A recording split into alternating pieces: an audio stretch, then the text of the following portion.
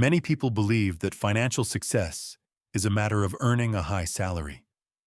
They assume that if they could just increase their income, all their financial worries would vanish. But let me tell you the truth. It's not your salary that makes you rich. It's your habits. I have spent years studying the habits of the world's wealthiest individuals. I have interviewed millionaires, analyzed their routines, and examined their paths to success. What I discovered was astonishing. It wasn't the people with the biggest paychecks who ended up wealthy. It was those who had mastered the principles of money management, those who knew how to save, invest, and control their spending. Today, I will share with you 3 life-changing principles that, if applied consistently, will transform your financial destiny. 1. Pay yourself first. The first law of wealth. Most people work for money, but the wealthy make money work for them. The first step in building true wealth is learning how to keep a portion of what you earn. Let me ask you this. When you receive your paycheck, where does it go first? If you are like most people, your income is immediately eaten up by bills, groceries, car payments, rent, entertainment, and countless other expenses. And at the end of the month, you are left wondering where all your money went. This cycle will continue for the rest of your life, unless you make a simple but powerful change. Pay yourself first. What does this mean? Before you pay anyone else, before you buy anything, before you even think about your expenses, set aside at least 10% of your income for your future. Treat this money as untouchable. It is not for vacations, new clothes, or impulse purchases. It is for building lasting wealth. Some will say, "But I barely make enough to cover my expenses. How can I possibly save 10%? To that, I say this. If you cannot save 10% when you earn a little, you will not save it when you earn a lot. Saving is not about how much you make. It is about how disciplined you are. Think about it. What if you had started saving 10% of your income 5 years ago? How much would you have now? What if you had invested it wisely? Do not let another 5 years pass without taking action. Start today, no matter how small. As your savings grow, you will discover something incredible. Your money begins to work for you. 2. Live below your means. The power of financial discipline. The average person believes that the more money they earn, the more they should spend. They buy bigger houses, drive luxury cars, dine at expensive restaurants, and accumulate unnecessary possessions. But let me tell you a truth that the wealthy understand well. It is not about how much you earn, but about how much you keep.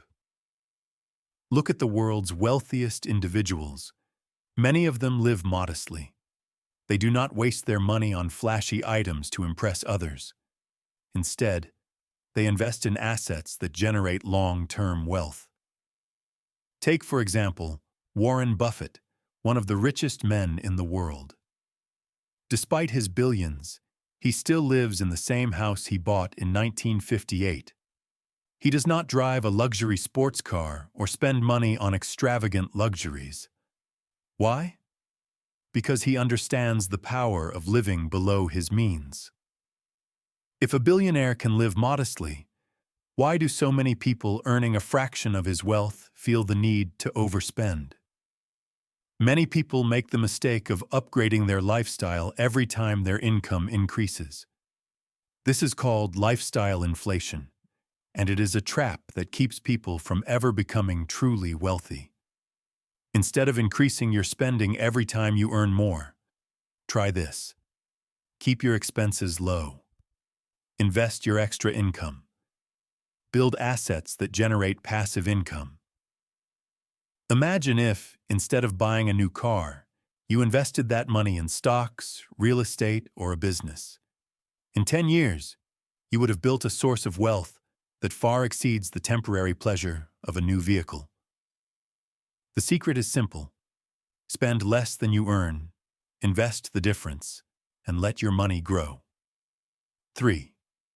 Invest in financial intelligence, the true wealth multiplier.